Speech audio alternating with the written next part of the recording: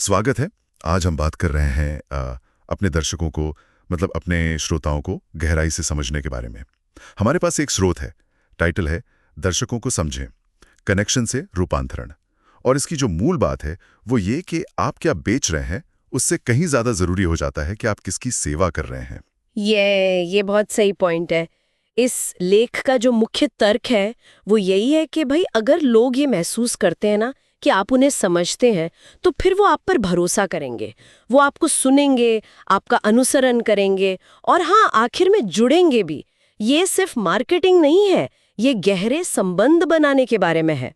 तो चलिए देखते हैं इसमें क्या खास बातें हैं। हाँ, और पहली चीज़ जो इस स्रोत कहता है वो है स्पष्टता, क्लैरिटी। कितनी ज़रूरी है। जैसे सिर्फ ये कह देना कि मैं लोगों को बेहतर महसूस करने में मदद करता हूँ, ये उतना असरदार नहीं है। बिल्कुल नहीं।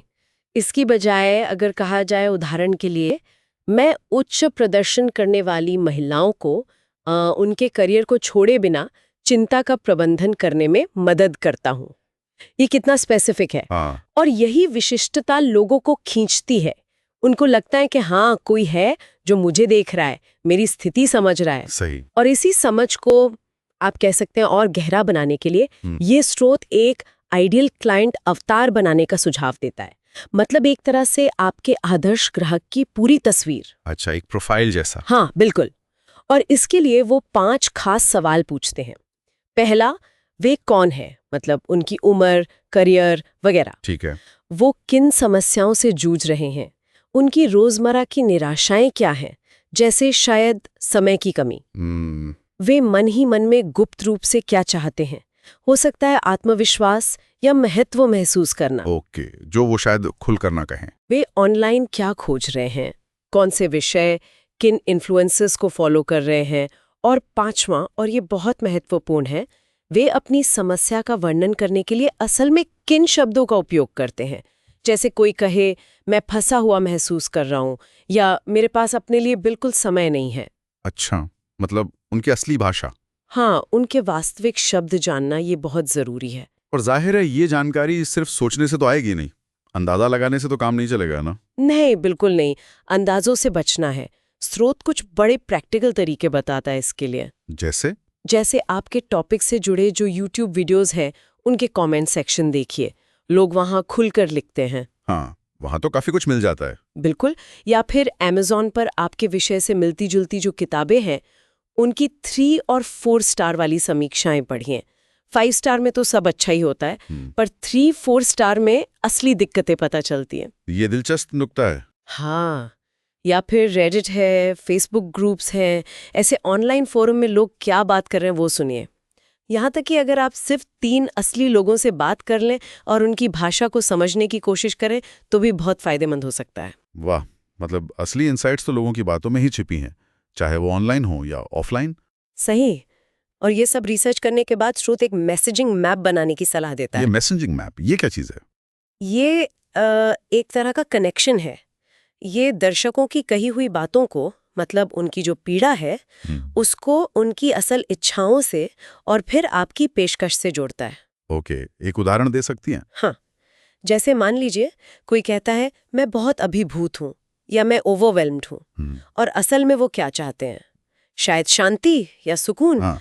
तो आप शायद उन्हें एक सरल सा 15 मिनट का मॉर्निंग रीसेट रूटीन जैसी कोई चीज़ पेश कर सकते हैं, पर ज़रूरी ये है कि आप इसे उनकी भाषा में बताएं। अभिभूत महसूस कर रहे हैं, ये 15 मिनट आपको शांति देंगे, कुछ ऐसा। समझ गया। मतलब अपनी एक्सपर्ट वाली भाषा नहीं, उनकी रोजमर्रा की भाषा है। बिल्कुल। और इसी से जुड़ा एक किस्सा भी है स्रोत में। अच्छा। हाँ, लिखने वाले ने पहले भावनात्मक स्वतंत्रता जैसे थोड़े भारी शब्द इस्तेमाल किए, पर लोगों से कोई खास जुड़ाव नहीं बना। ओके। फिर उन्होंने एक दिन कुछ यूं ही पोस्ट किया, अगर आपने कभी इंस्टाग्राम खोला है, किसी को सफल होते देखा है और महसूस किया है कि अरे मैं तो पीछे छूट रहा हूं, तो ये पोस्ट आपके लिए है। अरे वाह। और ये लाइन चल गई, बहुत कामयाब हुई। क्या लगता है? क्योंकि ये फैंसी नहीं थी, ये ईमानदार थी और सीधे लोगों की उस भावना को छू रही थी जो वो शायद खुद भी नहीं कह पाते। वो अनकही बात पकड़ ली। सही बात है, ये तो सीधा दिल से जुड़ने वाली बात होगी। हाँ, और यही लक्ष्य है, उनके मन को प्रतिबिंबित करना, आईना दिखाना एक तरह से।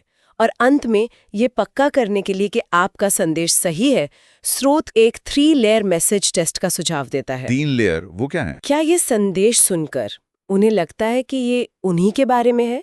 क्या वो खुद को इसमें देखते हैं? ठीक है। क्या ये उनकी किसी असली जरूरत, किसी असली समस्या का हल देता है? क्या ये आपको एक ऐसे व्यक्ति के रूप में दिखाता है जो उन्हें सच में समझता है, ओके। न कि बस कोई है जो कुछ बेचने की कोशिश कर रहा है? ओके, तो अगर तीनों का जवाब हाँ है तो मतलब आप कनेक्शन बना रहे हैं, आप सही रास्ते पर हैं। तो कुल मिलाकर इस स्रोत का सार यही निकलता है कि अपने दर्शकों के साथ अगर वाकई गहरा रिश्ता बनाना है तो सिर्फ अपनी बात कहना काफी नहीं है।